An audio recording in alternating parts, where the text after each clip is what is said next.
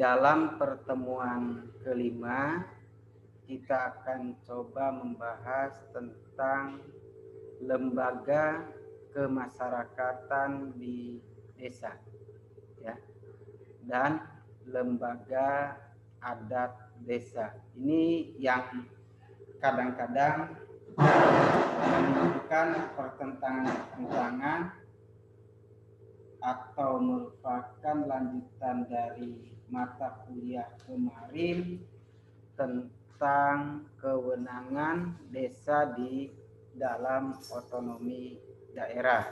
Itu. Kemarin kita sudah membahas kewenangan desa dan kewenangan desa adat. Ketika kita berbicara akan kewenangan desa dan desa adat, ternyata tidak ditemukan hal-hal yang sangat signifikan atau hal-hal yang membedakan antara desa dengan desa adat itu sendiri. Itu yang menjadi catatan kita dari pertemuan kemarin. Oke ya, sebelum saya memulai, saya akan melakukan absen terlebih dahulu, di mana di sini ada sudah hadir yaitu Mas Hatta Mahfud Hatta, kemudian Mas Doni Chandra Kusuma, dan Pak Dr. Jidon, serta ada Mas Wanardi, kemudian Mas Lukas Koli, Mas Jepri Basuki, Mas Lutfi Gifari, dan Mas Yoskam Antonis. Ada Mbak Rahayu Dewi Intan Setia, serta Mbak Santi Nurfaidah. Jadi jumlah hari ini yang bertemu di dalam kuliah tatap maya berjumlah 13 orang, ya, sampai dengan jam 1:08 waktu Indonesia Barat. Mudah-mudahan yang lain bisa menyusul, mungkin karena ada kendala yang berkenaan dengan sinyal, atau lebih tepatnya dikatakan sebagai kendala-kendala yang sifatnya teknis. Itu yang menjadi catatan kita semua. Oke ya, kita akan lebih banyak diskusi pertemuan yang kemarin. Ya, di sini sudah banyak yang mulai hadir. Ntar juga di akhir perkuliahan saya coba juga akan melakukan cross check yang sama seperti awal-awal hari ini.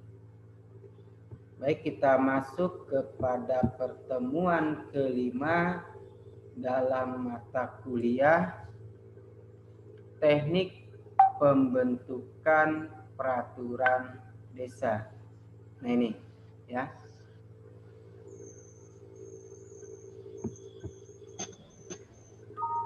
Bisa tampil nggak? Enggak ya? Tidak bisa. Bisa, oke. Bisa tampil, Pak.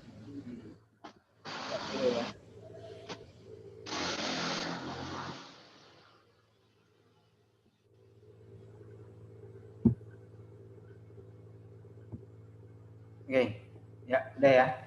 Nah ini jadi tema mata kuliah pada pertemuan kelima dalam program rekognisi pembelajaran lampau, kita akan membahas tema besarnya yaitu lembaga-lembaga yang ada di tingkatan desa.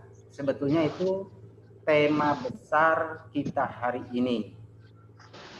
Tetapi di dalam melihat tema-tema besar itu, saya melihat adanya subtema yang memang harus kita sampaikan atau kita pelajari secara bersama-sama karena berkaitan erat dengan masa depan antara desa dan kesatuan masyarakat hukum adat yang sampai hari ini rancangan undang-undangnya belum mendapatkan respon dari negara, yaitu untuk disahkan tentunya. Itu yang menjadi catatan kita hari ini. Ya. Setelah kemarin kita mengetahui bagaimana kewenangan-kewenangan yang terdapat di dalam desa dan desa adat di bidang ekonomi, dan ada juga kemarin sudah dikatakan kendala yang dihadapinya termasuk Dr. Jidon. Nah ini ya, ini sangat luar biasa bahwa ketika bicara kewenangan antara desa dan desa adat sendiri banyak mengalami kendala. Kemudian berangkat dari hal tersebut kita akan membahas akan keberadaan lembaga adat desa dan lembaga kemasyarakatan desa. Nah, ini bahasannya. Mungkin pokok bahasan ini saya memang sengaja lakukan secara spesifik ya kepada lembaga adat desa, kepada lembaga kemasyarakatan desa, tidak lain kalau yang tema umumnya pada dasarnya itu memiliki kesamaan-kesamaan. Nah itu yang menjadi catatannya. Tetapi ketika melihat ada lahirnya Permendagri nomor 18 tahun 2018 tentang pembentukan lembaga kemasyarakatan desa atau yang dikenal dengan LKD dan lembaga adat desa. Nah itu menjadi perhatian khusus karena ada beberapa kemungkinan teknik pembentukan peraturan desa akan juga mempertimbangkan adat-adat yang ada. Makanya kita perlu mengetahui apakah kemudian desanya itu merupakan desa adat, kemudian apakah desanya merupakan desa biasa. Itu yang selanjutnya. Kemudian di dalam rancangan undang-undang masyarakat hukum adat juga ada lembaga adat. Nah, nanti apakah lembaga adat desa yang dimaksudkan itu sama dengan lembaga adat desa yang dimaksudkan dalam masyarakat hukum adat. Nah, supaya kita ada harmonisasi antara desa adat dan kesatuan masyarakat hukum adat. Namun juga yang perlu diketahui ketika kita bicara desa, tentunya bicara tentang pemerintahan yang terendah di Indonesia, ya. Kemudian ketika kita bicara masyarakat hukum adat, biasanya cakupan wilayahnya bisa terdiri dari satu desa bahkan lebih gitu ya, bahkan satu kecamatan. Misalkan di tempatnya Mas Lukas Lauli ya, itu banyak masyarakat hukum adat yang memang mencakup luas wilayahnya kecamatan. Nah, itu juga berbeda tentunya dengan desa adat. Nah ini ya, ini yang harus kita lakukan dengan penuh kehati-hatian. Oke, itu pengantarnya sebagai pembuka perkuliahan kita hari ini. Yang dilaksanakan tanggal 25 November 2020. Nah ini, saya melihat ya, ada satu keterkaitan Ini yang melatar belakangi yang kemudian saya kaitkan antara kewenangan yang kemarin dengan pembahasan hari ini. Ada satu keterkaitan antara lembaga adat desa dan lembaga kemasyarakatan desa. Nah, ini ya. Kalau kita melihat keduanya, itu dapat diibaratkan adalah satu kerajinan menganyam ketupat, ya. Dimana kalau kita bicara janur, ya, janur yang sebagai alat yang digunakan atau sebagai bahan yang digunakan untuk membuat anyaman ketupat itu memiliki dua sisi. Nah, kalau salah satu sisinya itu hilang, maka dua janur ini tidak dapat membentuk ketupat yang sempurna. Walaupun kita lihat dari gambar yang pertama, menempatkan dua ujungnya itu di dalam posisi yang berbeda dan pangkalnya juga di dalam berbeda. Namun akhirnya kita akan menemukan dari perbedaan-perbedaan antara ujung dan pangkal, ternyata akhirnya bertemu dan pangkal ketemu pangkal.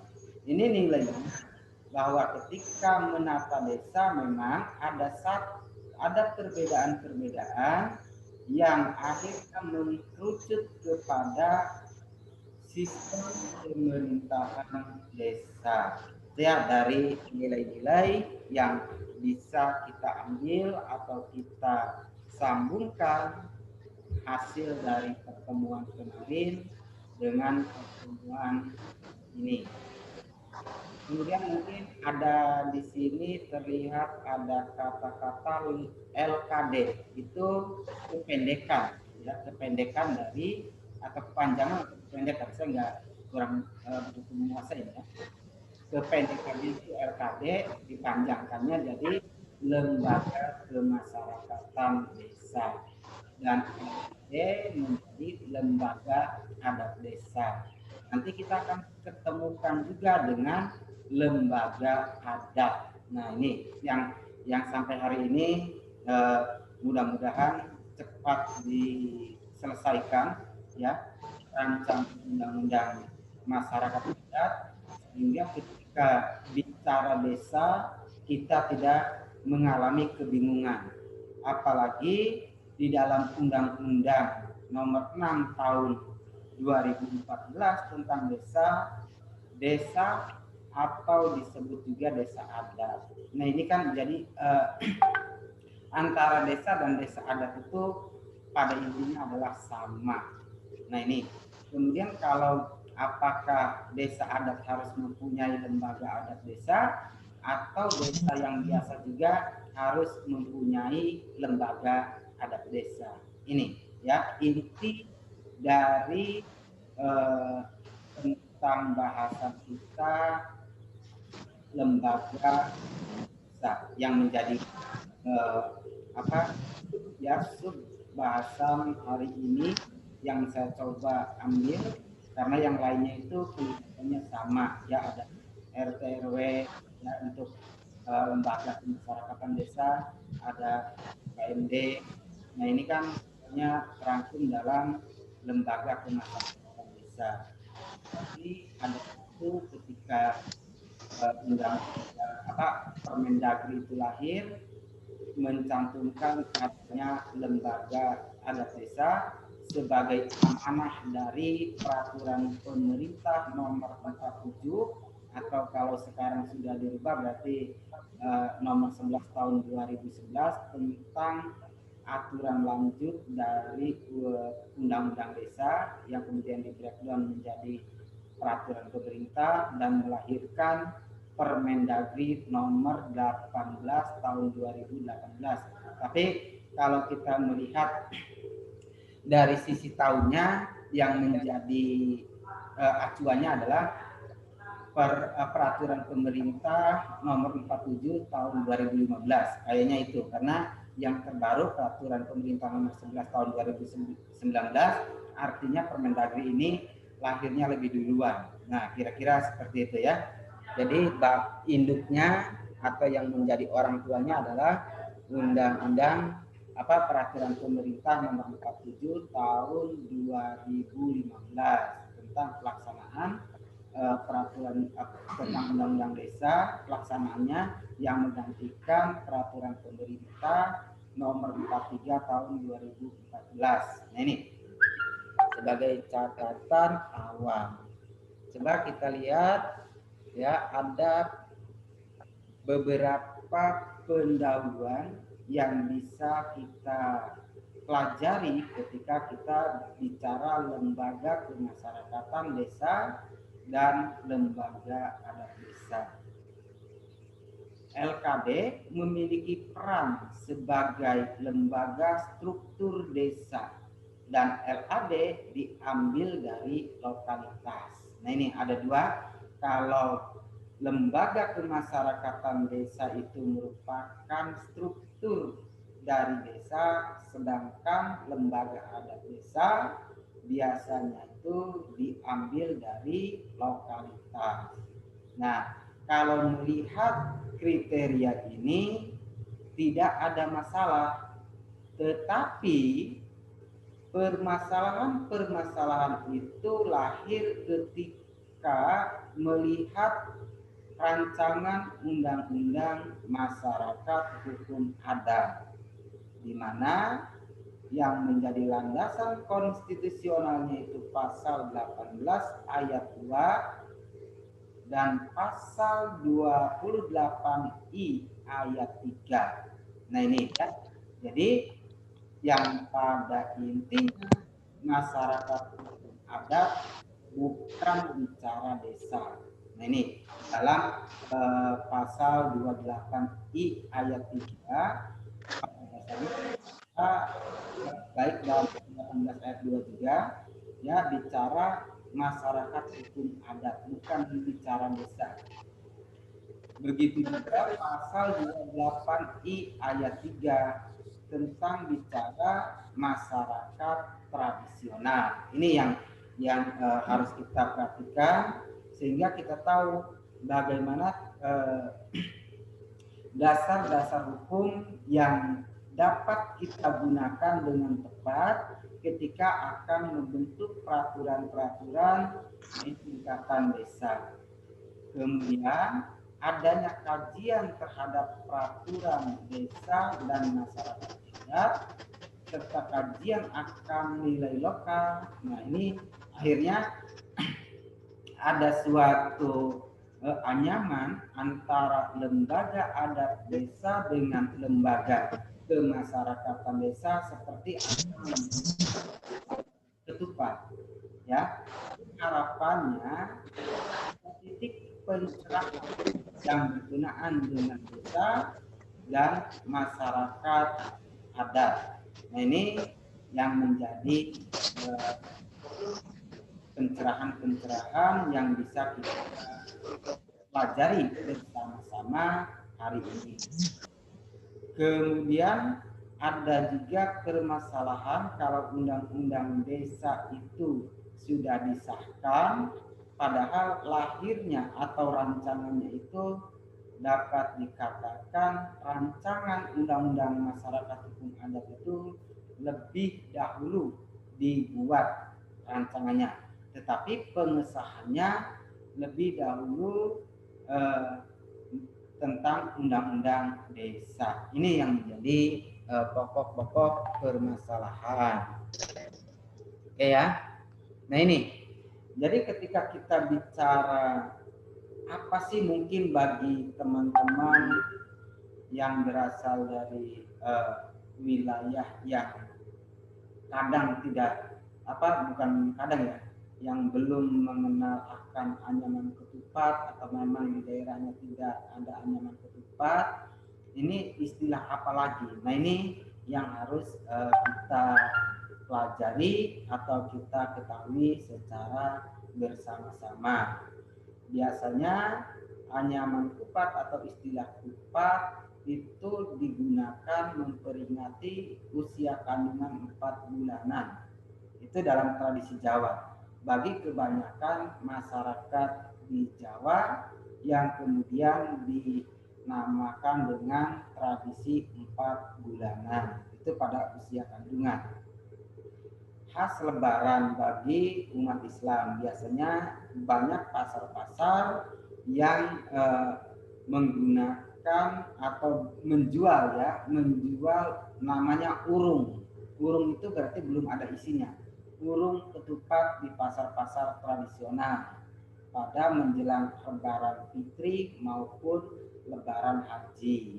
Nah, itu ketika ditarik dari sistem tradisi ditarik kepada sistem religi, kemudian ditarik kepada aplikatifnya kepada negara Indonesia, justru setiap mau Lebaran juga ya digunakan oleh kepolisian negara Republik Indonesia yang sering dikenal dengan operasi ketupat. Nah, operasi ketupat sebetulnya sudah sejak lama. Diperkirakan itu sejak tahun 1980-an. Nah, itu ada istilah operasi tersebut. Nah, jadi kalau kita melihat dua korelasi antara LKD dan LAD itu sebetulnya harus ada harmonisasi. Nah, harmonisasi sebagaimana anyaman ketupat karena keduanya lahir dari produk yang sama, yaitu Permendagri nomor 18 tahun 2018. Nah, kalau istilah operasi ketupat sendiri digunakan merupakan operasi damai, ya. Jadi para petugas mengarahkan kepada para pemudik agar tidak terjadi kecelakaan-kecelakaan di dalam perjalanan pulang kampung. Nah, ini istilahnya ya, kalau di dalam operasi ketupat yang hari ini digunakan oleh Kepolisian Negara Republik Indonesia. Walaupun ada yang menentang operasinya itu berubah namanya, pernah ya, tetapi yang memang terkenal adalah operasi ketupat. Bahkan ada yang mengatakan itu operasi Idul Fitri ada juga, karena memang dilaksanakan menjelang Idul Fitri.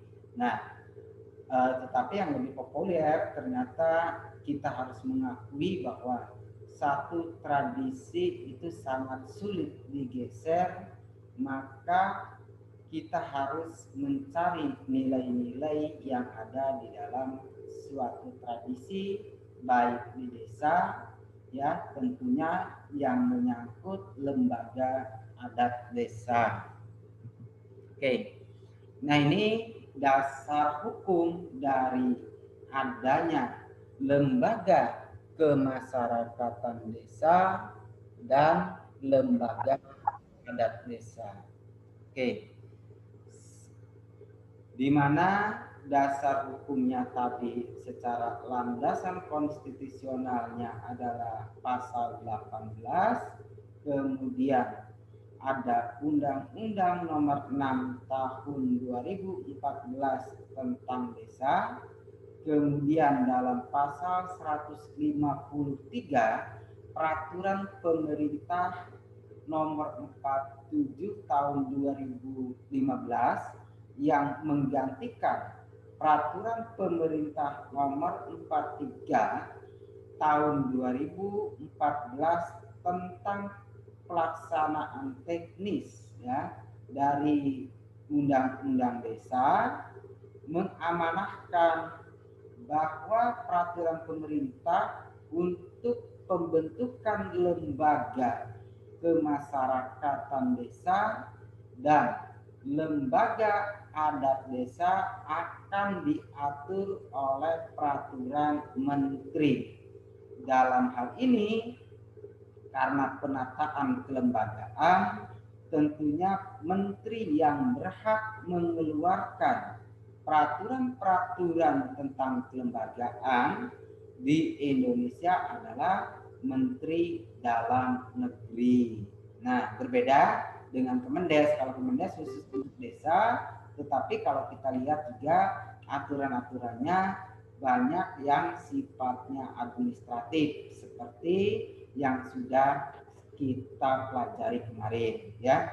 Maka dari situ lahirlah Peraturan Menteri Dalam Negeri atau sering disebut Permendagri, yakni Permendagri nomor 18 tahun 2018 tentang lembaga kemasyarakatan desa dan lembaga adat desa. Nah ini, oke ya. Nah ini mungkin kita akan coba diskusi. Apakah, makanya ini saya juga data ini dapat ketika saya ada pertemuan dengan Kemendagri dan sudah di-share di beberapa web juga ya. Jadi Kemendagri sendiri ketika menempatkan lembaga adat, dia tidak berani ya. Di dalam slide waktu saya dapat pelatihan dari Kemendagri bahwa dia mengatakan sebagai lembaga adat tidak atau kurang punya keberanian untuk mengatakan lembaga adat desa. Nah ini jadi terlihat di sini ya. Nah ini dalam slide yang dimiliki oleh Kemendagri.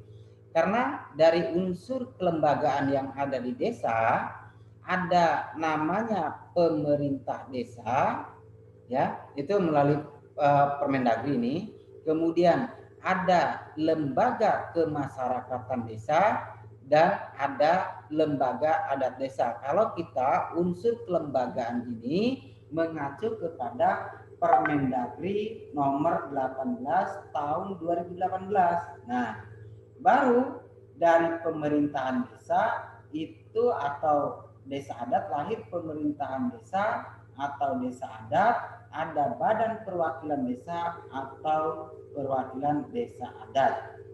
Nah ini ya, jadi kalau mungkin berbeda juga kemarin sudah disinggung ya oleh Pak Dr. Jidon bahwa badan perwakilan desa kalau di Cirebon itu dipilih langsung, tetapi di sana di Nusa Tenggara Timur rata-rata berasal dari keluarga-keluarga besar. Nah itu ya, jadi agak berbeda konsepnya, yaitu tidak jadi persoalan karena di dalam undang-undang desa juga mengangkat tentang nilai-nilai lokal yang berkenaan dengan desa. Nah itu, oke ya. Jadi ada satu sikap atau keadaan yang sejajar rupanya bahwa unsur kelembagaan walaupun nanti di sini biasanya ada yang sejajar dan ada juga yang di bawah ya. Nah, ada lembaga kemasyarakatan desa yang memang diatur oleh Mendagri dan lembaga adat. Nah, ini yang menjadi pertanyaan-pertanyaan ketika ada satu simposium itu juga belum terpecahkan. Kenapa di dalam Permendagri-nya itu dikatakan lembaga kemasyarakatan desa dan lembaga adat desa, tetapi di dalam bagan munculnya adalah lembaga adat desa. Nah, yang pada akhirnya ini akan melahirkan satu keadaan yang kurang harmonis ketika rancangan undang-undang hukum adat itu nanti disahkan. Nah, ini secara kelembagaan ya.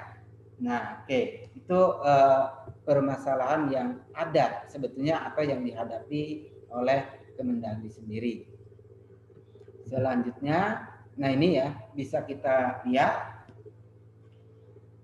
Ini juga data dari Kemendagri. Pemerintah desa merupakan penyelenggaraan urusan pemerintahan dan kepentingan masyarakat setempat dalam sistem pemerintahan negara Republik Indonesia. Kalau kita melihat dari catatan tersebut, rupanya ya bahwa desa itu dapat dikatakan sebagai pemerintahan paling rendah, ya. Walaupun nanti ada yang berpandangan mungkin ada Pak, masih ada RT, masih ada RW. Nah itu yaitu masalah yang kita akan juga harus cari, ya, apakah betul RT RW itu pemerintahan paling rendah. Oke ya.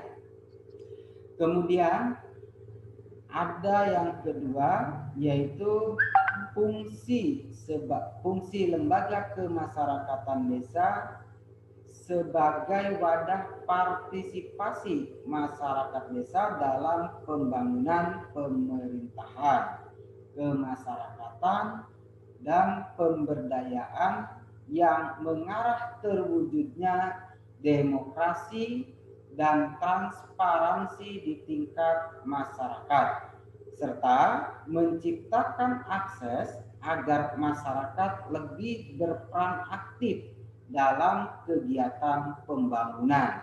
Itu jadi fungsi dari lembaga kemasyarakatan desa tujuannya adalah menciptakan masyarakat agar dapat berperan aktif. Kemudian berkenaan dengan lembaga adat, nah ini juga masih menjadi satu perdebatan ya, seperti yang saya katakan pada awal tadi. Lembaga adat atau kalau kita mengacu kepada Permendagri dikatakan sebagai lembaga adat desa bertugas membantu pemerintah desa dan sebagai mitra dalam pemberdayaan, melestarikan dan pengembangan adat istiadat sebagai wujud pengakuan terhadap adat istiadat masyarakat desa. Nah, jadi rupa-rupanya lembaga adat ini ya dari terjemahannya itu atau dari tugas-tugasnya mengacu kepada Permendagri. Ya, dari situ terlihat yang dimaksud lembaga adat berarti oleh Mendagri adalah lembaga adat desa. Nah ini. Kemudian lembaga adat desa ini merupakan mitra ya. Jadi bukan struktur yang berada di bawah pemerintahan desa. Nah ini juga harus dicermati. Berarti walaupun tiga-tiganya lahir dari Mendagri tentang kelembagaan desa, tetapi ada beberapa kalau ya, lembaga kemasyarakatan desa ada yang di bawah pemerintahan desa dan ada juga lembaga yang sifatnya itu mitra. Tetapi kalau untuk lembaga adat sendiri jelas merupakan mitra, ya. Nah itu. Oke. Nah ini yang perlu saudara-saudara ketahui. Pasal 6 ayat 1 bagi desa berkenaan dengan lembaga kemasyarakatan desa paling sedikit meliputi. Nah ini ya. Jadi harus ada rukun tangga, rukun warga. Nah itu kan kalau secara hierarki biasanya lembaga-lembaga ini hierarki dari pemerintahan desa. Kemudian ada lembaga pemberdayaan kesejahteraan keluarga, Karang Taruna, pos pelayanan terpadu, lembaga pemberdayaan masyarakat. Jadi dikatakan sekurang-kurangnya atau paling sedikit di setiap desa itu harus memiliki rukun tangga. Ada juga kalau hari ini mungkin lembaganya itu seperti kepala dusun gitu ya. Nah itu juga tetapi sekurang-kurangnya di sini. Karang Taruna harus ada, Posyandu harus ada, lembaga pemberdayaan masyarakat juga harus ada. Oke. kalau kita lihat rukun tangga kemudian rukun warga memang harus ada ya. Dan sekarang pun se-Indonesia Raya masih menggunakan istilah rukun tangga dan rukun warga. Namun untuk rukun warga ada beberapa pandangan. Karena pelayanan-pelayanan terendah itu berada di rukun tangga, maka sebaiknya rukun warga itu dihapuskan saja. Itu ada yang berpandangan semacam itu di dalam struktur ya desa. Oke, ya. Kemudian kenapa yang ketiga harus ada pemberdayaan kesejahteraan keluarga atau PKK. Nah ini kadang ya isi-isinya yaitu istri-istrinya kalau saya lihat ya di beberapa desa yang ada di Cirebon, lembaga ini pemberdayaan kesejahteraan keluarga istrinya dari para perangkat desa yang terjun di situ. Nah ini kan ada satu korelasi ketika kita bicara pemberdayaan kesejahteraan keluarga, yakni korelasinya dengan dharma wanita semacam itu ya. Tapi ini yang ada di lembaga kemasyarakatan desa itu seperti PKK. Apakah nanti juga di tingkatan yang lain ada? Tapi fungsi biasanya mirip dengan dharma wanita yang ada di PNS gitu ya. Nah itu apa di ASN maksud saya. Oke. Kemudian ada Karang Taruna karena sebagai pembentukan sebetulnya karakter anak muda ya, karakter dari anak muda yang berada di dalam suatu desa. Namun pada prakteknya pemberdayaan kesejahteraan masyarakat sering digunakan ya untuk memperkuat pengaruh-pengaruh dari aparatur desa dengan menggunakan senjata dari tadi pihak-pihak istrinya itu untuk mempengaruhi masyarakat. Ini kadang dampak negatifnya ya, dampak negatifnya. Begitu juga dengan Karang Taruna, hari ini banyak orang-orang yang terlibat di dalam Karang Taruna, misalkan ada desa, kecamatan sampai kabupaten, kemudian sampai provinsi, sampai pusat. Tapi peran mereka, nah ini ya, peran yang saya sayangkan hari ini untuk fungsi Karang Taruna tidak lagi menggali bagaimana para potensi-potensi pemuda di desa. Melainkan coba nanti saudara-saudara lihat ya, lihat berita-berita tentang Karang Taruna. Itu lebih pada sifatnya administratif ya, atau justru berlaku sebagai sayap politik dari sebuah partai. Nah ini kadang ya, jadi gini, kalau kepala desanya misalkan condong ke partai A, maka Karang Taruna itu bergerak kepada partai A. Ini jadi seolah-olah Karang Taruna hari ini ya baik di tingkatan desa sampai kabupaten itu hanya menjalankan fungsi-fungsinya ya yang kurang diharapkan. Ini kebanyakan ya, tapi mungkin ada juga beberapa daerah yang Karang Tarunanya memang konsisten. Tetapi kan Karang Taruna itu sekarang ikut menyalurkan bantuan-bantuan. Ya apakah itu bukan difungsikan sebagai petugas administrasi artinya? Nah ini yang menjadi permasalahan bagi Karang Taruna kita. Kemudian pos pelayanan terpadu. Nah ini juga biasanya kalau di Cirebon itu ada pusatnya ada di Baperkam. Ya, Baperkam itu Balai Pertemuan Masyarakat, ya, Balai Pertemuan Bersama.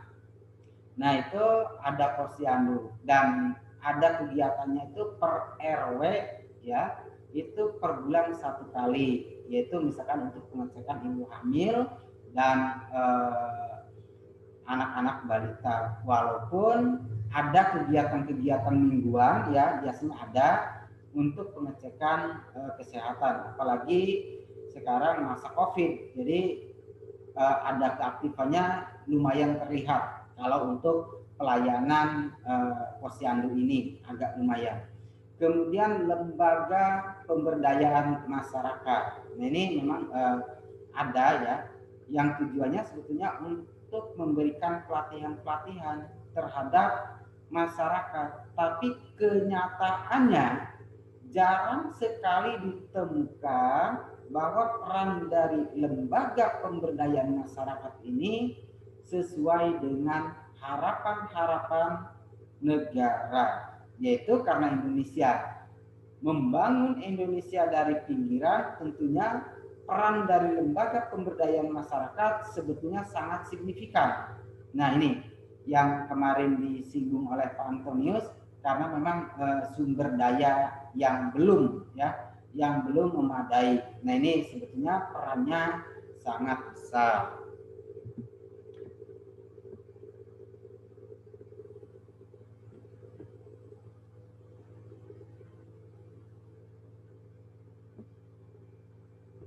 Oke, sampai sini mungkin ada yang akan kita diskusikan atau kita lanjut terlebih dahulu.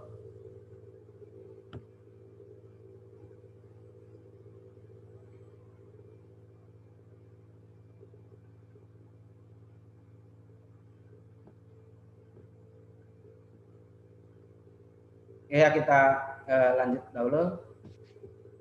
Nanti kita diskusi biar lebih enak. Nah, ini tentang lembaga kemasyarakatan desa. Lembaga kemasyarakatan desa merupakan wadah partisipasi masyarakat desa sebagai mitra pemerintah. Nah, tadi karena yang diwajibkan di dalam Permendagri itu ada juga RT RW, ternyata secara struktural apakah dia sebagai mitra atau sebagai bawahan. Kadang-kadang kita bingung ya untuk memecahkan, jangan-jangan ini kenapa Permendagrinya kalau memang RT RW itu dijadikan mitra, kenapa posisinya nanti di bawah ya secara struktural di desanya. Itu yang menjadi teka-teki kita di dalam pasal 94 ya Permendagri. Kemudian lembaga kemasyarakatan desa bertugas melakukan pemberdayaan masyarakat, ikut merencanakan dan melaksanakan pembangunan. Yang ketiga, meningkatkan pelayanan masyarakat desa. Itu tugasnya. Kemudian melaksanakan program dari pemerintah dan pemerintah daerah, wajib memberdayakan dan mendayagunakan lembaga kemasyarakatan desa. Tetapi di beberapa desa LKD lembaga kemasyarakatan desa yang diberi tugas ya untuk memberikan satu penyuluhan itu kurang memiliki power seperti lembaga pemberdayaan masyarakat. Nah, ini ya. Jadi itu kan yang menghasilkan bagaimana desa yang seharusnya diarahkan kepada laboratorium pemerintahan Indonesia justru dialihkan kepada pembentukan bahwa kepala desa masih merupakan ikon tertinggi di desa tersebut. Oke ya. Nah, baik, kita lihat tadi sudah kita lihat tentang keberadaan lembaga kemasyarakatan desa, dan kita juga melihat lembaga adat desa. Dalam Permendagri ya tidak disebutkan akan nama lembaganya. Nah, kalau di dalam lembaga kemasyarakatan desa sangat jelas di dalam Permendagri menyebutkan minimalnya ada 6. Ada RT, RW, posyandu, karang taruna, ya, kemudian lembaga kemasyarakatan desanya. Nah, itu ada PKK. Nah, ini yang memang minimalnya itu. Tetapi untuk lembaga adat desa tidak disebutkan akan nama lembaganya. Hal ini ya tidak menutup kemungkinan nama LAD atau lembaga adat desa di setiap desa dapat berbeda-beda. Nah, ini akan bermanfaat ketika Anda membentuk satu peraturan desa tentang lembaga adat desa. Karena ternyata ini harus nanti dibuat oleh keputusan kepala desa ya. Secara keberadaan memiliki manfaat bagi masyarakat dan memang dibutuhkan oleh masyarakat desa sebagaimana aturan dari Permendagri. Kemudian harus ditetapkan melalui peraturan desa. Nah, jelas ya bahwa pembentukan lembaga adat desa harus melalui payung hukum yang namanya peraturan desa. Nah, ini karena keduanya merupakan penguatan dari desa dari sisi kelembagaan. LKD sendiri sebagai lembaga yang harus ya secara administratif itu harus ada mengacu kepada Permendagri, dan LAD sebagai lembaga penyeimbang desa secara kultur. Oke ya. Nah, ini sama sebetulnya, ini adalah terjemahan dari Kemendes ya ketika lembaga adat. Yang dimaksud lembaga adat Kemendes adalah lembaga adat desa. Keberadaan lembaga tersebut di desa adat menjadi bagian tersendiri dalam memberikan peran dan fungsi dalam mengembangkan adat istiadat. Nah, ini ya. Kemudian kan yang menjadi pertanyaan kita hari ini ya, yang menjadi pertanyaan kita hari ini, apakah ketika desa itu dinamakan bukan desa adat masih bisa dibentuk lembaga adat desa? Karena ini melihat beberapa tradisi, biasanya kalau di daerah Cirebon itu dilaksanakan oleh para sesepuh ya, sesepuh desa. Misalkan ada upacara sedekah bumi itu bagi desa yang berada di dalam wilayah pedalaman. Kemudian kalau di wilayah pantai itu ada nadran. Ya, tetapi kalau nadran hari ini apakah masih dilaksanakan oleh sesepuh desa? Ternyata diambil alih oleh kepala desa, misalkan gitu ya. Nah, ini maksudnya untuk pemecahan-pemecahan semacam itu di Cirebon memang kalau lembaga adat desa difungsikan untuk menjaga kultur budaya yang ada di desa, itu bisa kemungkinan dibentuk ya. Tetapi saya tidak tahu pengalaman-pengalaman di timur. Nah, itu pengalaman dari barat Pak Dr. Jidon. Mungkin kalau pengalaman dari timur seperti apa, Pak? Silakan, Pak. Jidon. Oh iya. Ya baik, terima kasih Pak Dr. Sarif. Jadi teman-teman sekalian, terkait dengan materi hari ini memang menarik karena kita kembali mereview terkait dengan kekayaan bangsa ini.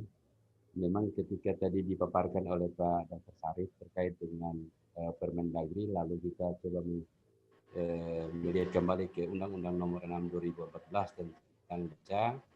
Memang ini adalah dua hal yang berbeda. Yang pertama adalah di sisi lain mereka tunduk kepada Kementerian Desa, di sisi lain mereka juga tunduk kepada Kementerian Dalam Negeri. Jadi seperti terkesan adalah dua tuan dalam satu tempat. Nah, kita kembali lagi kepada substansi permasalahan pertanyaan tadi. Kalau misalnya kembali lagi kepada lembaga adat tadi, memang di Timur ini ada yang disebut dengan lembaga adat itu betul. Itu dibentuk dengan didasarkan pada peraturan daerah. Jadi masing-masing daerah membentuk peraturannya sendiri untuk membentuk lembaga-lembaga ada di desa, termasuk dengan lembaga desa tadi itu. Kemudian yang saya amati di Kabupaten, di tingkat kabupaten disebut dengan sekjen. Sekjen ini membawahi para pemangku lembaga pemangku adat. Di sini sebutannya adalah lembaga pemangku adat. Nah, lembaga pemangku adat di sini tugasnya adalah mengawal soal adat istiadat daerah, kemudian lebih juga termasuk dengan masalah lingkungan hidup, yaitu menyangkut soal pengelolaan hasil hutan desa atau hutan adat harus mendapatkan izin dari lembaga pemangku adat ini. Barangkali untuk terkait dengan lembaga pemangku adat seperti demikian Pak Dr. Sarif. Ya. Berarti kalau di Halo. Iya Pak.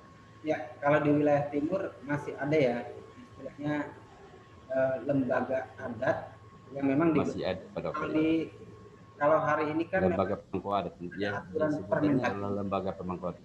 Ya, ada Permendagri. Kalau Iya. itu kan berarti dibentuk melalui peraturan daerah yang menginstruksikan semacam itu ya Pak ya, untuk desa-desa membentuk lembaga adat desa, Iya. gitu. Iya. Atau gimana? Iya Pak Dokter. Oke, yaitu ya, jadi dasarnya dari artinya berdasarkan merujuk pada Permendagri tadi, kemudian di masing-masing kabupaten itu membentuk peraturan daerah, kemudian dalam peraturan daerah itu terkait dengan pembentukan lembaga tadi, sehingga di masing-masing desa itu ada lembaga adat namanya.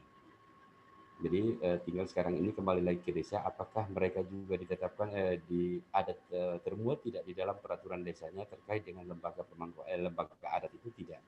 Ini yang mesti dilihat kembali lagi ke desa itu sendiri, apakah ada tidak dasar hukumnya untuk kehadiran keberadaan kelembagaan tadi itu. Karena yang terjadi adalah lembaga itu akan kelihatan eksisnya ketika dibutuhkan. Nah, semestinya kan dia masing-masing harus memainkan perannya untuk sesuai dengan tupoksi masing-masing. Nah, kalau misalnya kembali lagi ke macam tadi lembaga kemasyarakatan desa seperti RT, RW, dan Karang Taruna, ini juga ada tidak aturan desa yang memuat tentang keberadaan lembaga-lembaga itu. Karena kekhawatiran saya adalah mengikuti konvensional, artinya yang selama ini terjadi, kemudian karena ini adalah kebutuhan organisasi, lalu diadakan saja tapi tanpa peraturan desa tadi. Mungkin ini yang menjadi bahan untuk sama-sama terkait dengan soal legitimasi terhadap lembaga masyarakat tadi itu, apakah kehadirannya atau keberadaannya itu secara konvensional ataukah telah telah dibuatkan dalam bentuk peraturan desa untuk keberadaan kelembagaan tadi. Mungkin dari saya seperti itu Pak Dr. Silakan Pak. Dari Pak Dr. Bidon, mungkin yang lain punya pengalaman ya, kita berbagi karena saya kalau yang lain kan kita bicara tentang kelembagaan di desa ya pada umumnya sama, tetapi ada beberapa kita masuk kepada tema khusus ini karena ada kemungkinan besar gitu ya terjadi ketidakharmonisan ketika kita akan membentuk satu peraturan di tingkatan desa, terutama dari tadi Mendagri sendiri, kemudian dari adanya penamaan antara lembaga adat dengan lembaga adat desa. Tuh. Mungkin yang lain punya pengalaman, silakan.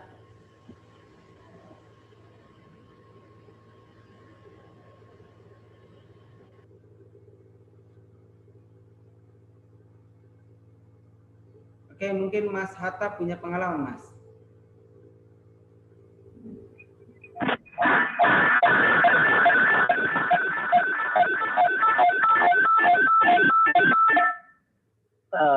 Baik Pak Farid, terima kasih. Halo? Ya, halo. Sebetulnya sih kalau untuk mengenai desa itu saya minim banget ya, karena belum pernah berkecimpung dalam lembaga desa. mungkin lebih tepatnya Pak Warnadi karena dia perangkat desa, mungkin ada pengalaman Pak Warnadi. Ya. Dia perangkat desa. Ya, silakan Pak Warnadi. Ya, silakan Pak. Halo. Ya, mungkin bisa berbagi sehingga kita ke depan melalui praktek-praktek bisa diketemukan gitu ya. Apa yang menjadi wacana-wacana ketika kita berada atau dalam menyusun peraturan-peraturan yang berkenaan dengan desa. Oke, mungkin Pak Warnadi ya. Halo Pak Warnadi. Oke, mungkin dia lagi ke belakang atau gimana. Yang lain mungkin punya pengalaman sehingga kita bisa menggali karena gini. Anggaplah mata kuliah kita dari pertemuan pertama gitu Pak Jiden ya, Pak Dokter. Dari semester pertemuan pertama sampai nanti semester 7 itu adalah bahan naskah akademik kan gitu. Ya. Kita saling bertukar gitu ya Pak Dokter sehingga kita tahu oh celah-celah di mana ini. Gitu. Atau gimana Pak Dokter? Kalau saya memandangnya di situ. Iya, memang kalau saya lihat dari Permendagri, memang tidak mensyaratkan harus adanya naskah akademik tadi untuk pembentukan peraturan desa tadi. Saya coba tadi sedikit membaca mulai dari tahapan perencanaan, penyusunan, pembahasan, pengundangan sampai dengan penyebarluasan, tidak tersentuh menyangkut soal naskah akademik dalam sebuah peraturan desa tadi itu. Itu skemanya kan sudah dibuat oleh dari Kemendagri seperti demikian. Tetapi kalau misalnya ini jujur, kalau misalnya sebuah peraturan desa itu atau sebuah peraturan itu tidak didasarkan pada naskah akademik, maka sangat itu sesungguhnya tidak dapat dilaksanakan dengan baik karena pasal demi pasal dan ayat tadi itu tidak akan menyentuh substansi permasalahannya. Karena sedapat mungkin bahwa sebuah peraturan itu minimal dibentuk untuk menjawab kebutuhan tertentu. Jangan sampai hanya karena mau untuk mendapatkan kewenangan, lalu dibentuk saja peraturan, ditetapkan saja peraturan desa itu, yang pada akhirnya peraturan desa tadi tidak dapat dilaksanakan dengan baik. Karena tidak ada permasalahan yang substantif di situ. Sehingga memang betul sangat dibutuhkan yang namanya naskah akademik. Kalau pendapat saya seperti itu, Pak Dr. Sari. Ya memang tidak ya. Peraturan desa kalau kita cukup waktu minimal ada desa yang kita, andai kata kita berdekatan ini, mungkin ada desa yang kita langsung jadikan sebagai desa contoh. Kalau misalnya Pak Warnadi tadi adalah perangkat desa, mungkin dari sana kita bisa dapatkan gambaran terkait dengan penyelenggaraan pemerintahan bangunan dan kemasyarakatan yang ada. Sehingga dari situ kita bisa belajar bersama-sama terkait dengan bagaimana kiat-kiatnya mendukung pemerintah desa dalam pembentukan desa agar kewenangan yang dimilikinya itu bukan kewenangan yang sifatnya karena tanggung jawab, tetapi karena didasarkan pada yang bersumber dari peraturan itu sendiri. Kalau ada mahasiswa yang berasal dari perangkat desa, mungkin bisa disampaikan agar kita bersama-sama bisa berdiskusi terkait dengan materi ini.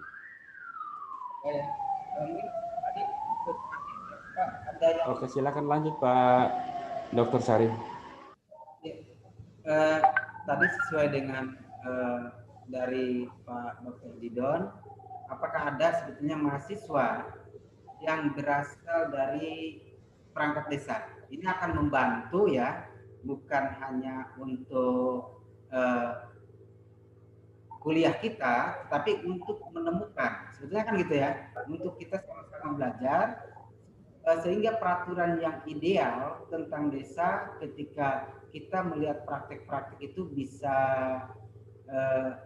berjalan sesuai dengan harapan ya, walaupun tadi naskah akademik bukan merupakan satu keharusan, tetapi di dalam peraturan ideal memang harus ada semacam kajian kan gitu ya. Mungkin ada yang tadi siapa, Pak Wanardi. Halo Pak Wanardi. Ya. Halo. Halo.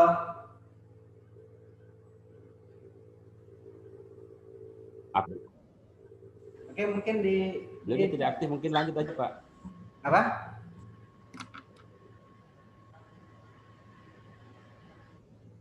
Ya, mungkin yang lain kita lihat ya.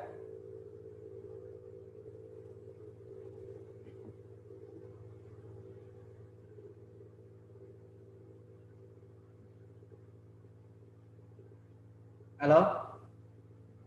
Suara saya terdengar nggak Pak?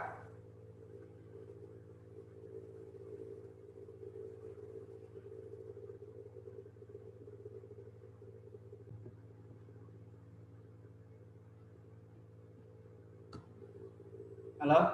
Suara saya terdengar dengan jelas nggak? Halo?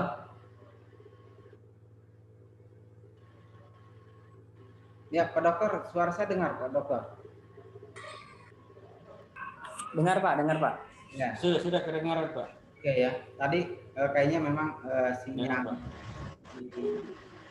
kita itu kurang baik ya di sini di saya. Oke, tadi bahwa sebetulnya ketika memang di sini ada perangkat desa itu akan membantu untuk menemukan langkah-langkah yang terbaik, ya. Mohon izin tadi kata Pak Warnadi sinyalnya kurang bagus, jadi dia nggak bisa menerima suaranya jelas gitu Pak. Iya, iya. Karena lagi hujan katanya. Oke, ya. Oke, tapi gini, ketika saya mengadakan satu penelitian yang berkaitan dengan desa, peraturan-peraturan desa, yang terjadi memang desa itu tidak begitu memperhatikan akan pentingnya payung hukum yang berkenaan dengan desa itu, ya. Kenapa mereka tidak atau kurang memperhatikan hal tersebut? Karena sifat desa ya, dengan adanya undang-undang tentang desa itu menjadikan mereka hanya sebagai pelaksana administratif dari pemerintah. Nah ini, itu alasan yang pertama. Kemudian alasan yang kedua, bahwa dengan mereka membuat satu payung hukum akan memakan biaya yang lumayan tinggi. Dan alasan yang ketiga juga kadang tidak tahu ya akan suatu manfaat dari adanya payung hukum tersebut. Nah ini makanya ketika minimnya payung hukum untuk di tingkatan desa juga mengakibatkan hal-hal yang tidak diharapkan gitu. Coba dan justru memotong akan kebebasan desa sebetulnya ketika desa itu tidak memiliki payung hukum.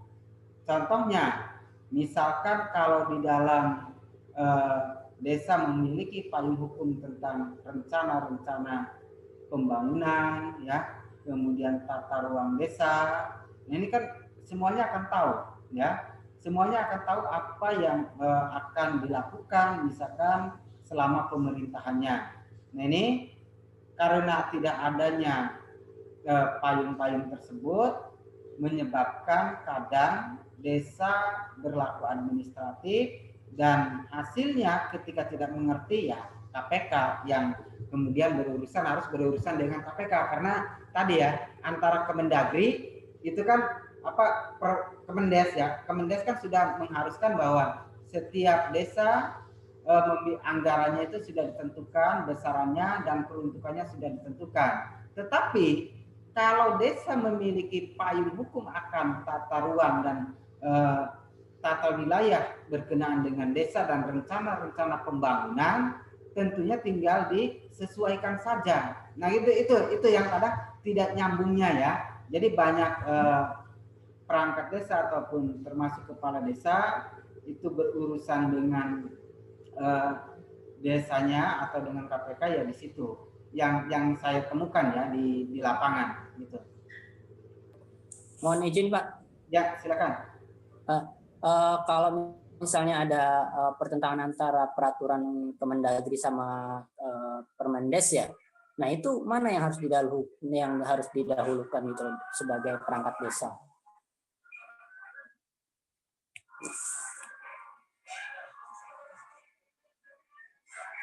Suaranya di unmute, Pak. Ya, kalau ada pertentangan peraturan antara Mendagri dengan Kemendes ya gitu ya. Peraturan mana yang harus didahulukan atau harus kita ikuti ya? Nah, sebagai patokan. Kalau selama ini walaupun dua-duanya mengurusi desa ya, itu sebetulnya belum ditemukan pertentangan yang sangat signifikan antara Mendagri dengan Kemendes.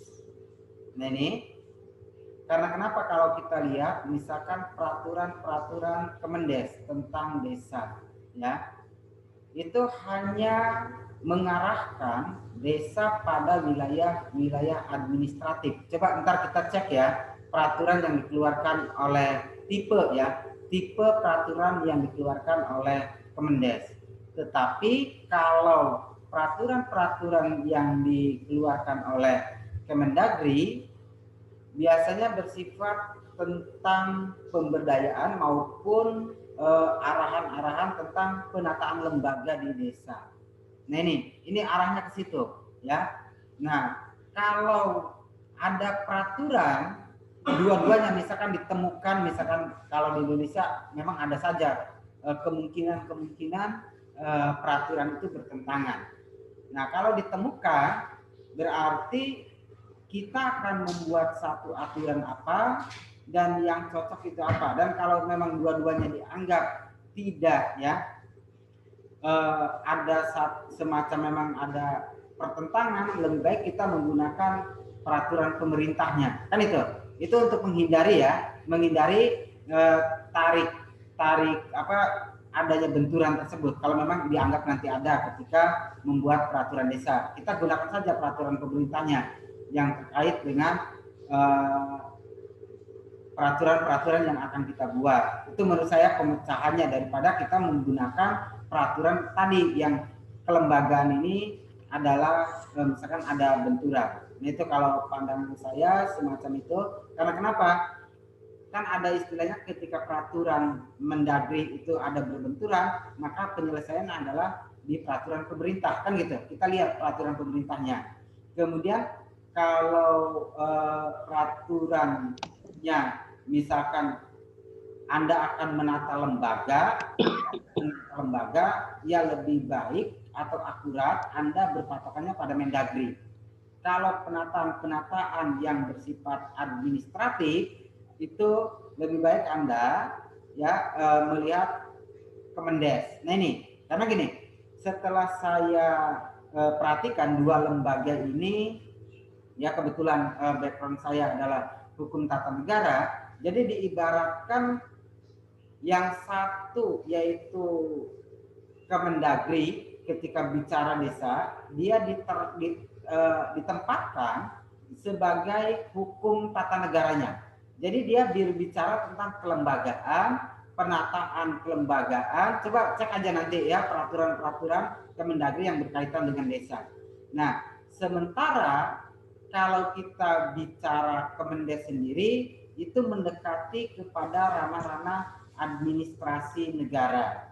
Nah, contohnya bagaimana tata cara pengelolaan sumber daya. Nah, tapi kalau sumber daya yang ada di desa ya, tapi kalau Kemendagri bagaimana menata kelembagaan yang mengarah kepada sumber daya yang ada di desa. Yang saya temukan ketika saya tarik ke dalam keilmuan antara hukum tata negara dengan hukum administrasi negara itu seperti itu. Jadi kedua lembaganya. Jadi untuk Pak Mahfud ya, kalau memang ngarahnya ke situ, Anda kalau memang ternyata memang betul pada praktiknya ada benturan, nah itu bisa menggunakan peraturan yang lebih atasnya lah biar tidak terjadi. Tapi nah tadi di naskah akademiknya ya alasannya itu harus dicantumkan gitu biar ada satu pertanggungjawaban ketika ada pertanyaan-pertanyaan mempertanyakan legalitas akan aturan-aturan hukumnya.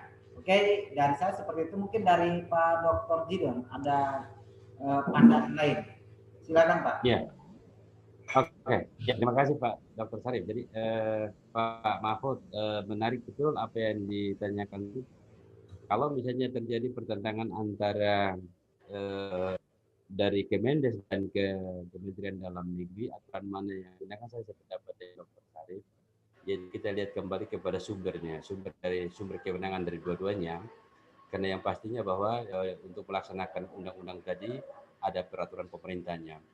Tetapi yang perlu diingat bahwa undang-undang desa itu sampai dengan saat ini dia tidak independen karena kalau misalnya desa itu karena desa itu adalah bagian yang tidak terpisahkan dari daerah kabupaten kota tadi, sehingga dengan sendirinya dia menginduk organisasinya kembali ke Kementerian Dalam Negeri tadi melalui pemerintah daerah. Karena kalau misalnya untuk dia independen, mestinya harus ada UPT Kementerian Desa ada di provinsi dan kabupaten kota untuk bisa mengurusi desa-desa tadi. Tetapi saya sependapat dengan Pak Sarif bahwa ini hanya sifatnya adalah sifat administratif, semuanya bersifat administratif. Karena sejauh ini sampai dengan saat ini semua peraturan daerah itu mengatur tentang desa, dan sedangkan dari Kementerian Desa itu belum ada aturan yang lebih spesifik untuk mengatur menyangkut soal desa itu. Jadi dengan sendirinya desa ini sangat dilematis itu karena dia harus tunduk pada dua induk, yaitu satunya adalah Kementerian Desa dan satunya adalah Kementerian Dalam Negeri. Karena desa adalah bagian dari kabupaten kota tadi. Itu menurut saya Pak Dokter. Oke, ya, terima kasih Pak Jidan, tadi sudah dibuat oleh Pak Jidan bahwa Pak Mahfud ternyata desa itu bagian dari kabupaten kota, sehingga memang beberapa aturan juga harus tunduk ya kepada aturan-aturan yang ada di kabupaten atau kota. Kira-kira seperti itu Pak Jidan ya. Kemudian juga yang perlu kita cari tahu juga tentang kota sendiri. Di kota kita tidak pernah menemukan desa itu ya. Ini justru adanya di kabupaten. Kenapa undang-undangnya adanya kabupaten kota? Nah ini apakah kabupaten dan kota itu memang setara ya secara kewilayahan, atau ada satu perbedaan? Ini menjadi ketika mengatakan desa itu berada di kabupaten kota juga. Ya memang beberapa undang-undang seperti itu ya, tapi kita cek memang tidak ada desa yang berada di kota gitu, tapi di kabupaten pada umumnya. Oke ya, mudah-mudahan ntar ada keajaiban bahwa di kota Madia yang kita katakan kota itu ada desa gitu ya, sehingga betul apa yang memang kerugian besar Pak Sarif. Kalau saya lihat itu kan kerugian besar buat kelurahan, karena di Kementerian Desa itu tidak menyentuh kelurahan, padahal desa biasanya desa garing kelurahan, artinya desa dan lurah itu sama, setara. Tetapi rupanya untuk kota itu tidak terkena dampak dari Kementerian Desa, karena di kelurahan itu tunduk taat pada wali kotanya, karena dia adalah staf dari wali kota, karena dia statusnya adalah ASN dan tunduk kepada pemerintah daerahnya secara struktural. Jadi kalau misalnya terkait dengan desa ini, memang secara administratif ya ada Kementerian Desa, tetapi secara yuridis memang dia bagian yang tidak terpisahkan dari kabupaten, karena dalam pelaksanaan kegiatannya dia harus berkonsultasi dengan camat. Nah camat ini kan bupati kecil yang ada di wilayah, sehingga secara administratif harus tunduk taat kabupaten kota, kabupaten bupatinya gitu. Barangkali dari saya begitu Pak Sarif, karena memang kalau misalnya sampai dengan untuk desa itu benar-benar independen, otonomi desa tadi itu kan otonomi desa yang dimaksudkan itu juga bukan otonomi full, tetapi otonomi yang full benar itu adalah otonomi adatnya, sedangkan yang lain-lain tidak, adalah tugas selain tugas asli adalah tugas pembantuan. Saya kira demikian teman-teman. Silahkan mungkin ada yang berpendapat lain, silakan. Mungkin supaya kita bisa berdiskusi. Oke, silakan kalau masih ada. Nanti itu Mungkin tadi dari Pak Adib Mahfud, silakan. Menarik untuk kita diskusi bersama, Pak Mahfud.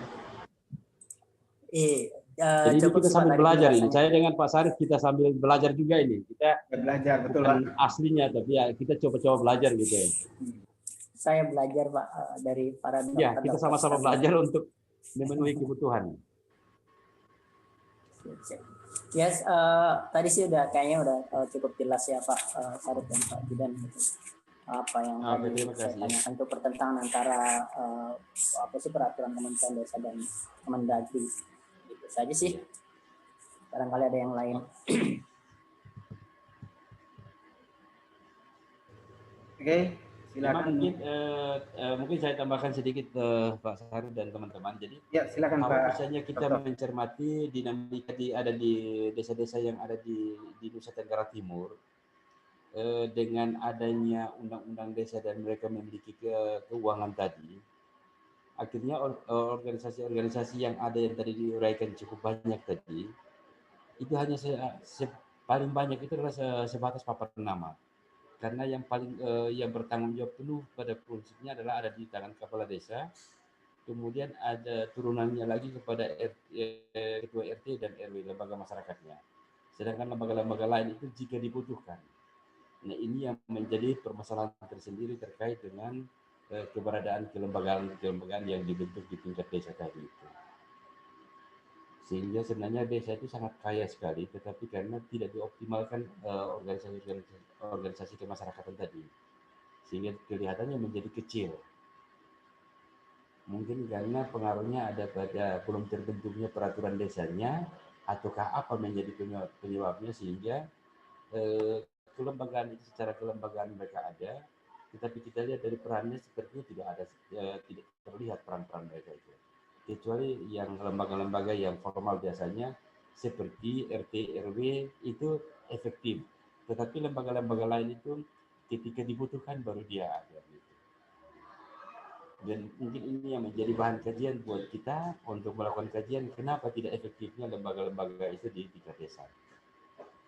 Apakah pengaruh daripada undang-undang desa dan mereka sudah memiliki alokasi anggaran yang cukup memadai sehingga kecemburuan sosial di antara para lembaga itu yang lebih tinggi, ataukah pengaruh apa sampai dengan lembaga-lembaga itu walaupun ada tetapi tidak mengambil peran yang cukup signifikan sebagaimana yang diharapkan. Barangkali itu mungkin ada teman-teman dari mahasiswa mungkin ada pengalaman lain terkait dengan yang lembaga-lembaga kemasyarakatan yang ada di desa dan fungsi dan perannya di desa. Silahkan mungkin kita diskusi bersama. Terima kasih, saya kembalikan ke Pak Dr. Sarif. Terima kasih Pak Dr. Jidan, Pak Hatta ya, yang sudah berbagi pengalaman kepada kita semua. Dan ini ada sedikit ya yang kita lanjutkan Pak Hatta, Pak Jidan, Mas Erja ya, Mbak Asri, sedikit tentang penataan desa. Coba kita lihat sedikit.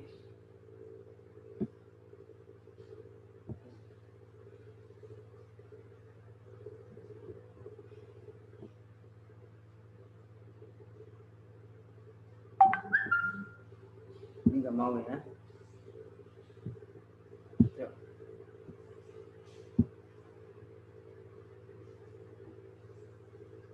Oke, nah baik kita lanjutkan tadi dari Pak Jidon sudah menambahkan bahwa permasalahan-permasalahan yang ada di desa itu sangat luar biasa kompleksnya sehingga ada semacam tarik ulur antara Kemendagri dan Kemendes gitu ya, baik secara administratif ataupun kelembagaan.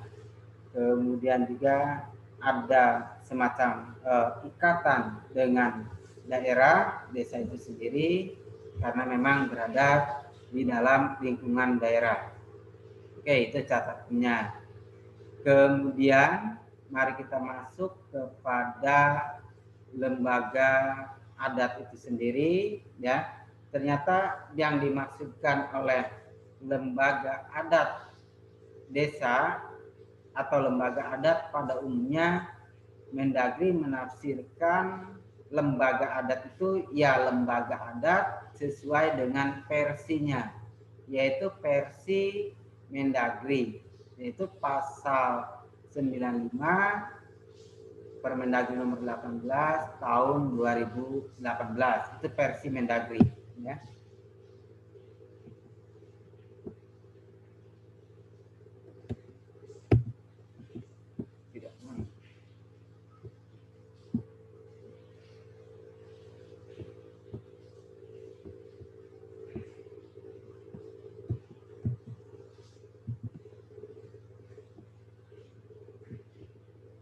Tidak, belum.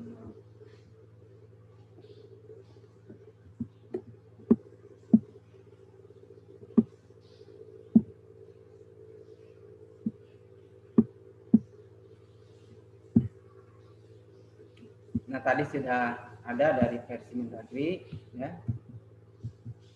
Kita lihat coba dalam rancangan masyarakat hukum adat, ya, dalam rancangan undang-undang masyarakat adat yang menyatakan lembaga adat.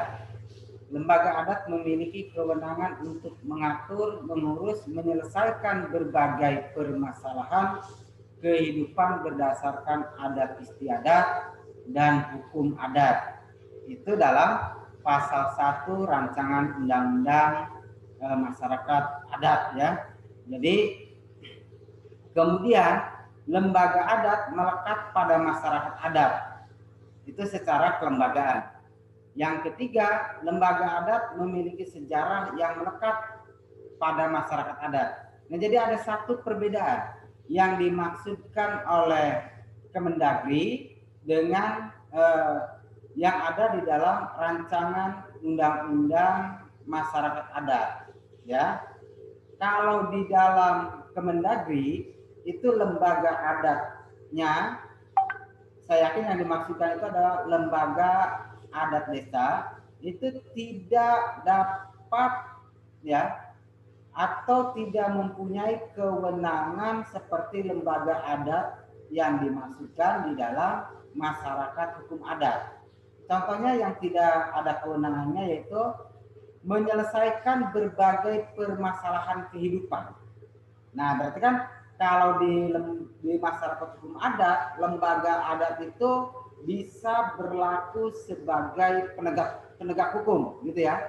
Tetapi dalam versi Mendagri itu hanya menjalankan dan mempertahankan adat-adat yang sudah ada. Nah, itu saja. Jadi bagaimana terhadap orang-orang misalkan yang tidak ikut dalam kegiatan-kegiatan adat di desanya. Nah, lembaga adat desa tidak memiliki kewenangan ke arah situ. Berbeda dengan lembaga adat yang dimaksudkan di dalam undang-undang di dalam rancangan undang-undang masyarakat adat. Dia punya penyelesaian masalah kehidupan didasarkan pada adat dan hukum adatnya. Itu yang membedakan. Nah, makanya kalau ini disahkan, maksud saya gini, kalau ini disahkan ada kemungkinan, ya Mas Hatta, kalau tadi kan antara Mendagri dan Kemendes itu memang belum terjadi. Tapi ketika ini disahkan, Kemendagri, Kemendes itu bisa kalang kabut ini, ya. Artinya ada satu kemungkinan besar ini terjadi benturan, gitu ya. Terjadi benturan-benturan hukum ketika ini disahkan. Karena tadi Kemendagri menggunakan istilah lembaga adat, sementara ketika kita cek di dalam lembaga adat yang dimaksudkan di dalam rancangan undang-undang masyarakat adat tidak sebagaimana yang dimaksudkan di dalam Mendagri. Nah, ini jadi ada kemungkinan potensi ke arah itu, ya. Coba kita lihat, ya, di dalam Mendagri. LAD adalah lembaga yang menyelenggarakan fungsi adat istiadat dan menjadi bagian dari susunan asli desa yang tumbuh dan berkembang atas prakarsa masyarakat desa. Maka unsurnya LAD memiliki fungsi menyelenggarakan adat, susunan asli, dan berkembang atas prakarsa masyarakat desa. Nah jelas, kalau kita mengacu kepada pasal 1 angka 3 Permendagri sangat berbeda dengan rancangan undang-undang masyarakat adat. Nah, jadi ada perbedaan ya. Perbedaan yang dimaksud adalah antara Permendagri dengan rancangan undang-undang masyarakat adat yang dimasukkan dengan lembaga adat itu jelas berbeda. Nah, kalau di dalam Permendagri tidak mempunyai hak untuk sebagai pengadil. Tetapi kalau tadi lihat kita kembali ke sini ke dalam masyarakat hukum adat mempunyai kewenangan semacam ya bukan semacam ya memang menyelesaikan masalah kehidupan berdasarkan adat istiadat dan hukum adat. Jadi ada semacam lembaga ya. Jadi itu yang dimaksudkan ketika ini disahkan tentunya ada ketidakharmonisian yang terjadi. Makanya hal yang wajar ketika rancangan undang-undang desa itu disahkan, justru ini yang tertahan, gitu ya. Begitu juga undang-undang desa itu kan dibentuk berdasarkan kebutuhan yang urgent, maksudnya kebutuhan yang mendesak menurut saya, yang memang harus diadakan, gitu ya. Nah ini persyaratannya. Kalau syarat secara kelembagaan itu umum sebetulnya, aktif mengembangkan nilai adat istiadat setempat, ya setia kepada Pancasila, berkedudukan di desa, keberadaannya bermanfaat dan dibutuhkan oleh masyarakat desa, memiliki kepengurusan yang tetap, memiliki sekretariat, tidak berafiliasi dengan partai politik. Nah ini persyaratan yang harus ada di LAD, tidak berafiliasi dengan partai politik. Tadi kita sudah membahas, mungkin nanti Pak Judon pengalaman timur seperti apa atau yang lain punya pengalaman. Tidak berafiliasi kepada partai politik. Sementara ini terjadi pada Karang Taruna menurut saya ya. Karang Taruna kadang walaupun dia tidak berafiliasi dengan partai politik, baik yang ada di tingkatan desa maupun tingkatan kecamatan, kabupaten, kota, sampai provinsi, ternyata kalau kita perhatikan hari ini yang terjadi adalah tidak lebih sebagai organisasi sayap politik jadinya. Jadi organisasi sayap yang kemudian apa sih yang dimanfaatkan itu untuk mencari massa. Nah ini yang terjadi kalau saya melihat bukan hanya di Jawa Barat ya, itu arahnya ke sana. Nah, kemudian dia juga bisa melaksanakan program-program yang sifatnya administratif belaka. Nah ini saya politik ya, kalau saya melihatnya justru mengarah ke sana. Begitu juga dengan ini terutama Karang Taruna karena sebagai organisasi para pemuda yang ujung tombaknya ini sekarang kenapa desa menjadi agak tumpul, karena memang organisasinya sekarang sudah agak berubah ya. Berubah itu bukan organisasinya yang berubah, tapi pola-pola kinerjanya sekarang ini sudah mengikuti gaya para aristokrat ya, para aristokrat yang memang ingin bukan aristokrat tapi untuk pribadinya, tetapi bukan untuk masyarakatnya tetapi untuk pribadinya masing-masing, itu sudah mengarah ke situ. Sehingga kalau kita perhatikan nanti saudara-saudara lihat juga bagaimana yang namanya sayap-sayap politik itu bekerja mirip sekali, hampir mirip ya menurut saya dengan namanya organisasi kemasyarakatan namanya Karang Taruna. Ini hampir ada kemiripan. Di situ ini yang membuat bagaimana seharusnya pemerintah pusat ini mengarahkan ya, atau Mendagri ini mengarahkan bahwa Karang Taruna itu mempunyai posisi yang strategis untuk membangun, bukan pada strategi politiknya. Nah ini ya yang belum kayaknya Mendagri dalam hal ini menata kelembagaan juga tidak melihat hal-hal yang terjadi di lapangan semacam itu. Oke ya, itu yang bisa kita temukan. Ini lembaga adat desa masih sama yang tadi. Nah ini saya ingin menyampaikan tentang struktur ya. Struktur nanti lembaga adat desa. Nah ini hanya sekedar contoh ketika strukturnya ada, ya ada ketua, ada wakil, bendahara, sekretaris. Ini yang bagi desa Tanjung Beluang yang sudah memiliki lembaga adat desanya. Oke, ini strukturnya seperti ini. Dan ini ya struktur lembaga adat. Nah, ya, jadi struktur yang kedua ini adalah kalau yang pertama ini struktur lembaga adat desa, tetapi yang kedua adalah struktur lembaga adat yang ada di masyarakat adat, yaitu ada ketuanya, ada klan-klan. Klan-klan itu atau semacam keanggotaan kekeluargaannya, kemudian ada pengurus-pengurusnya, ada Petrus, kemudian ada Oscar ya. Ini kayaknya ketua klan-klannya ini ya. Klan-klannya ada berapa? Ada 5. Kemudian di sini dari ketua ini ya ada kepala suku sampai tokoh masyarakat. Itu yang membedakan, sehingga kalau di sini ya dia bisa membuat satu aturan hukum, tetapi kalau di sini hanya coba sifatnya adalah mitra untuk desa mempertahankan tradisi-tradisi yang sudah ada. Oke ya. Nah ini tugas dan pokoknya antara fungsi lembaga pemasyarakatan desa dan lembaga adat desa.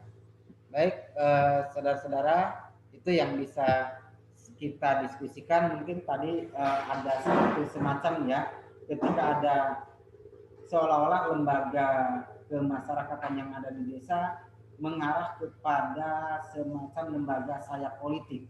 Nah, mungkin saya kalau di timur seperti apa Pak Jidan? Iya, memang kalau kita lihat karakteristik dua lembaga tadi antara lembaga LKD dan lembaga adat desa, kemudian disandingkan lagi dengan kepala desa di dalam satu wilayah desa, ini kan 3 kekuatan yang luar biasa. Tentunya mereka akan saling rebut siapa yang berwenang di mana, kapan, dan bagaimana gitu. Sehingga kalau misalnya kita mencoba untuk melihat lebih jauh ke sana, tentunya kita akan bisa memetakannya bahwa yang hubungannya tadi adalah yang saya lihat itu lebih cenderung kepada paguyuban yang ada di daerah atau di desa tadi itu yang mungkin masuk kepada lembaga adat tadi. Karena misalnya begini teman-teman sekalian, karena misalnya lembaga adat tadi untuk menyelesaikan masalah-masalah adat atau adat, sekarang ini dengan adanya undang-undang hukum pidana dan hukum perdata dan tata usaha negara, ini lebih banyak para pihak ini akan menghendaki untuk kepastian hukum itu, kemudian ada biaya ringan atau biaya murah tadi. Karena kalau misalnya mereka ketika mereka mengikuti ketentuan dari lembaga adatnya, tentu sanksinya akan jauh lebih banyak, lebih besar dari kemampuan pihak yang melakukan tindak pidana tadi. Sehingga tentunya para pihak itu akan menghendaki untuk diselesaikan secara pidana atau perdata melalui pengadilan dan atau melalui penyidik.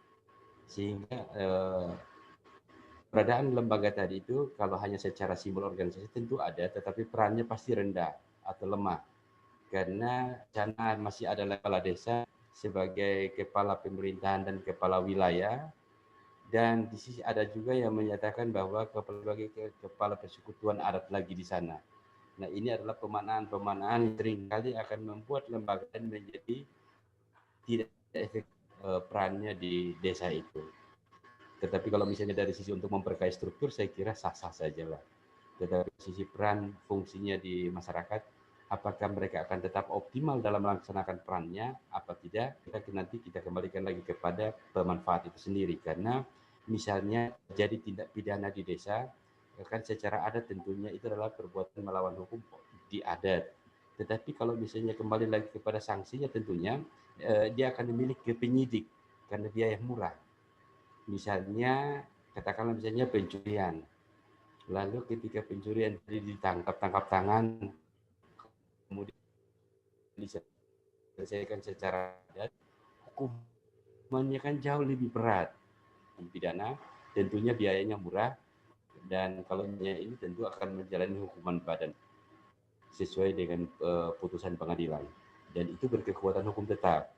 Sehingga mungkin, kalau saya melihatnya ini, keberadaan lembaga-lembaga tadi itu kalau sebagai organisasi saya politik saya setuju, tetapi kalau misalnya dalam kaitannya dengan pemenuhan kebutuhan masyarakat di desa, saya kira mungkin untuk kelompok-kelompok paguyuban iya.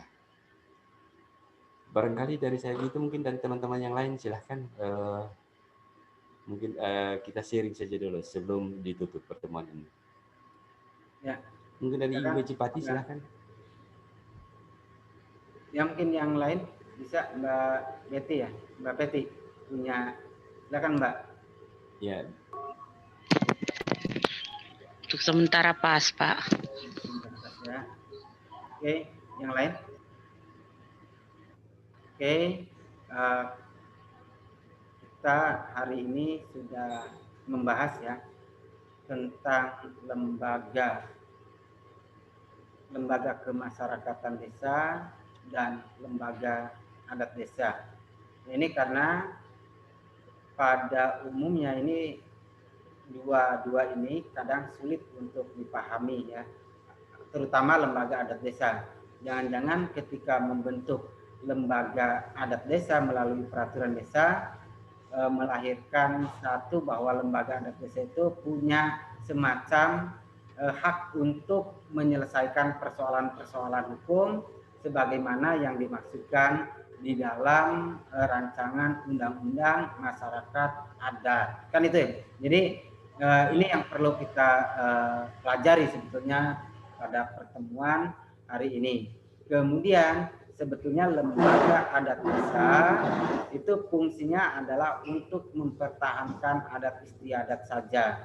Misalkan kalau di beberapa daerah yang memiliki tradisi-tradisi, yaitu bisa ada wadahnya yang namanya lembaga adat desa. Nah itu fungsinya adalah mempertahankan budaya-budaya ataupun tradisi-tradisi yang ada di desa. Nah, itu yang kedua. Kemudian yang ketiga, ketika dihubungkan dengan kewenangan pada pertemuan yang lalu, ternyata antara lembaga adat desa itu sebagai mitra kerja bagi pemerintah desa, gitu ya, yang memang khusus mempunyai kewenangan atau tugas menjaga tradisi-tradisi desa. Namun hal ini juga akan berbalik rupanya.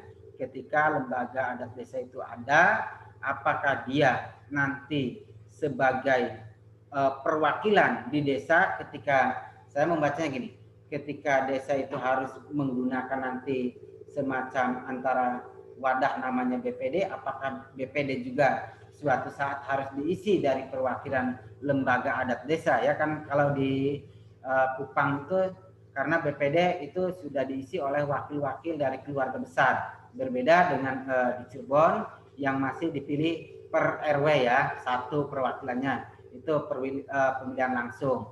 Nah ini kan berbeda ketika memang suatu desa sudah ada lembaga adat desa, apakah kemungkinan besar bahwa orang yang tahu adat juga ya, orang yang berkecimpung di adat juga harus masuk sebagai perwakilan desa, yang terutama kalau kita dekatkan dengan check and balances dalam ketatanegaraan itu mengacu kepada kedudukannya berarti sebagai senator ya, atau orang yang memang punya keahlian, perwakilan dari senat-senat tadi, orang yang memang punya keahlian, bukan lagi ya, karena kan sekarang sudah beda antara Kupang dengan Cirebon. Kalau Cirebon itu berarti dengan ada perwakilan tiap RT ya, dipilih secara langsung, itu kan kedudukannya sebagai BPD-nya sebagai House of Representative, bukan sebagai senator. Tapi kalau di Kupang karena perwakilan dari keluarga-keluarga besar itu kan menjadi semacam senat. Nah ini kan jadi nanti apakah ke depan ya harapan kita akan melahirkan semacam check and balances antara senat dengan House of Representative di bidang lembaga-lembaga legislatifnya sendiri, yaitu dalam hal ini adalah desa. Nah kemudian apakah nanti juga ketika memang desa di dalam peraturannya membolehkan semacam lembaga peradilan di tingkat desa, melalui lembaga adat desa tersebut akan tercipta trias politika di tingkat desa. Nah, ini kan kajiannya akan semakin berkembang. Menurut saya pengkajian desa sebagai laboratorium Indonesia. Kemudian minggu besok kita hari ini setelah berbicara tentang lembaga adat desa yang kemungkinan ada satu ketimpangan ya, ataupun ada fungsi-fungsi yang tidak sesuai dengan jalur-jalurnya, maka kita besok akan melihat bagaimana sih kedudukan peraturan desa itu ya, maksudnya peraturan di tingkatan desa, kemudian peraturan di tingkatan daerah dalam sistem hukum Indonesia. Karena sistem hukum di Indonesia terbentuk dari 3 komponen, yakni ada hukum adat atau tradisional atau hukum asli Indonesia, kemudian ada hukum yang diwariskan melalui asas konkordansi, yaitu hukum yang sekarang jadinya adalah hukum nasional ya, atau hukum yang berasal dari luar negeri, dan yang ketiga adalah hukum agama yang berkembang di Indonesia. Tentunya hukum agama ini ya disesuaikan dengan agama masing-masing di setiap daerah berkenaan dengan penataan desanya. Nah, ini sangat penting. Oke, kita minggu depan akan membahas kedudukan peraturan desa di dalam sistem hukum nasional. Kira-kira seperti itu. Oke, sebelum saya tutup, mungkin ada masukan dari yang lain termasuk Dr. Jidon. Silakan, Pak Dokter.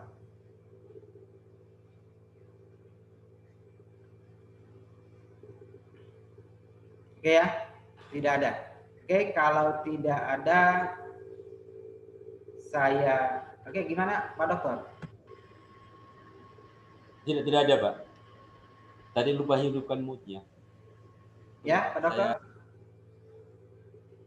Mau di pertemuan berikut saja, Pak. Pertemuan berikutnya, ya siap. Oke ya, nanti pertemuan berikutnya kita coba refleksi juga pertemuan hari ini, gitu ya. Oke, saya akhiri. Oke, terima kasih. Selamat siang dan salam untuk semuanya. Oke ya, saya lab.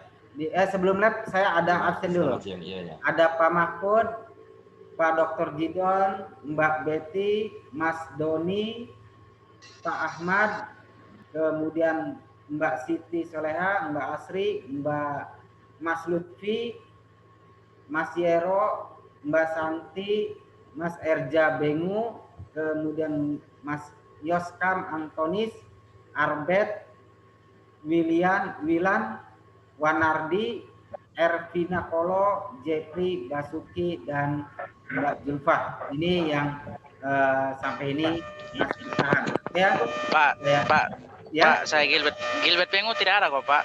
Siapa? Dan tadi Gilbert Bengu tidak disebut, Pak. Oh, Gilbert Bengo. Iya. Iya. Ya. Hampura, ya. Soalnya sudah tadi. Oh iya. Ya, Pak, makasih, Pak. Ya, selamat ya. Baik, iya. Terima kasih. Ya, selamat siang untuk semuanya. Ya, makasih, Oke, Pak. baik, ya.